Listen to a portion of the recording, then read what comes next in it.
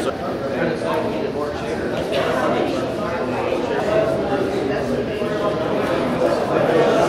If somebody is interested in running that isn't nominated today, please raise their hand. You know, this is an open forum. We're not trying to railroad anything through it all. I think we're fortunate we have three that are willing to step up. And one of them is John Riley. Where's John? Mr. Riley. He's over there with Angeles. Okay. John is 63 years old. He's an Iowa State graduate in '72. He's a structural engineer. He's worked on many, many projects in the Quad Cities over the years, including the Ground Transportation Center down here, many facilities on the Arsenal, including the Naval Marine Corps Training Center, many commercial buildings, including U.S. Bank Building, pretty much all of the schools in the Quad Cities, and his name is on the plaque inside the new courthouse and jail as the structural engineer for that facility. He's a Vietnam veteran, and he served in the Army from '67 to '69. And he lives in Bluegrass, and I've spent a lot of time with John. He is as solid as the day is long. John Green, where's John? Back there, okay. John is 51 years old. He's a former Marine. So, I got to mention too, John is married with 6 kids. All right, it's John. John Riley is. John Green is a single parent with 2 kids. Lives in Davenport. He's an entrepreneur, independent business owner. He's owned his own property and landscaping company for 18 years.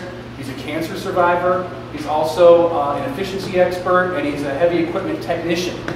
And I think that his skills, along with John's, would be pretty good to sit on the Board of Supervisors to look at all these different boondoggles that are brought forward for capital improvement projects. All right. Then you've got Jesse Anderson right here, this young man right here. Jesse's 28 years old. Lives in LeClaire right now. He's an Augustana grad with a poli-sci degree. I find him to be an excellent communicator and marketing mind. He's an operations director for his family-owned business. It's a pet food processing company. He's married with a 3-year-old daughter. He's worked for the Isle of Capri. He's worked for the River Music Experience and the Freight House as well. So he's had a lot of dealings with the downtown Davenport hoo-ha's down here. All right. Those are the 3 that are at least willing to step up should they be nominated. Is there anybody else that's interested in participating that would like to serve or, you know, be part of this process? Because glad to have you if you want. There's a few people here I've tried to twist some arms on, but they said no, red shirt me. So we'll be back in 012. All right, excellent. So I still haven't seen any kind of note over there that we've got a number. So I'm going to jump to the next thing, which I don't think we have to formally approve a platform per se, but many of you may have read some news releases or some emails that have been going around. And so I put this together, and again, this is up for discussion, but the 4 high points that we've been discussing a lot are the high property taxes. Who here pays commercial property tax? All right, I mean, it went up like 25+% this year, which is out of nowhere. I mean, values and assessed values are ridiculous in terms of what's being sold for. It's out of hand. I know a building owner whose building was built 3 or 4 years ago, assessed at $3 million. This year they jacked it to $6 million, doubled it in 1 year. Why is that? Well, maybe it's because of unchecked spending.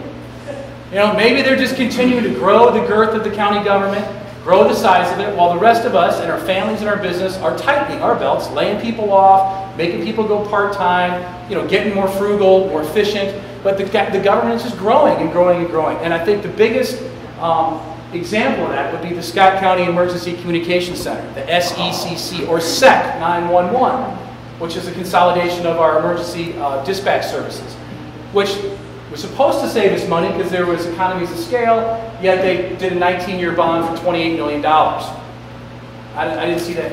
If our property taxes are any indication, it didn't save us any money.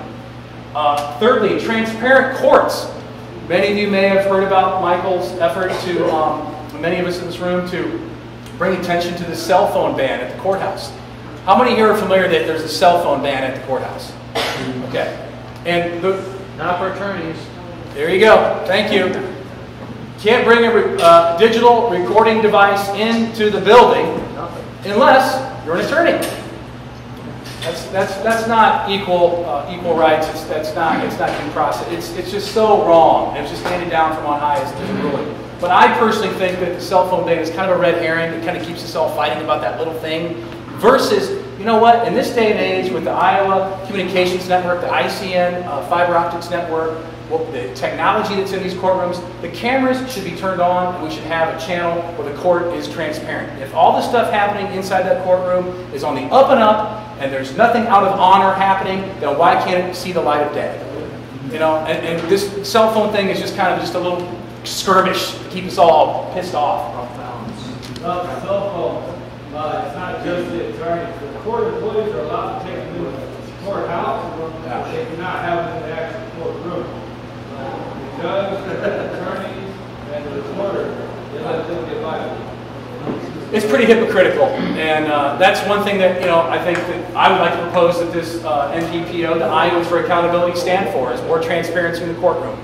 Lastly, cronyism, also known as fast tracking. You need to get something through the permitting process, you know, which we've had an argument about that, but, you know, it's who you know. It's not what you know, it's who you know. And a lot of us here are not politically connected, and most people aren't. And hopefully hopefully if these folks get elected, they will slow things down a little bit. All growth at any cost isn't necessarily good. We should manage the resources we have, in my humble opinion. I appreciate you letting me have that soapbox. That is where the big picture is for the Scott County micro level. Does anybody have any other issues they'd like to add to this list that they think would resonate with the public? The county's sovereign, and get the feds out of here. You know, James brings up a really interesting point. I went to the county supervisors meeting a couple weeks ago, and Dee Bremer, who's the county administrator, who used to be the city administrator, very capable woman. She knows what she's doing. She's the highest paid official in the county, and by the way, her salary is unlisted. When you go look at the salaries of everybody, it says it's an individual contract between the Board of Supervisors and the administrator. It's not a public document per se. You can't even know how much she's making. She said, she shared there was a line item at the supervisor meeting that they wanted to hire a consultancy firm to help consult them about their health care program. And she prefaced it with, these were the people that helped us go to self-insurance.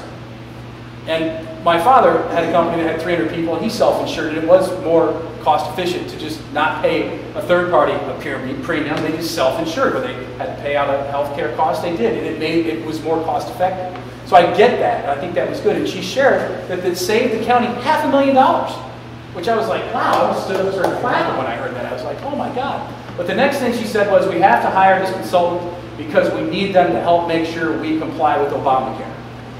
Because the next words out of her mouth, and I was like, oh, boom, there goes the $500,000 that we just saved. You know, and I bring that up because of what Jim just said about the feds. I mean, county is the sovereign entity.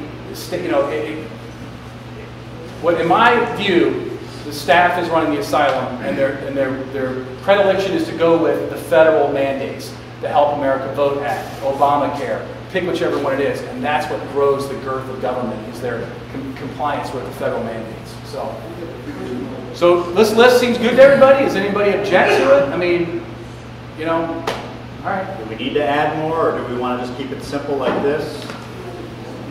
I mean, we don't officially need to have a platform, but ideally we should have something at least, so if the public goes, well, who are the Iowans for accountability and what do they stand for? Yeah. We have something in place to say, here it is.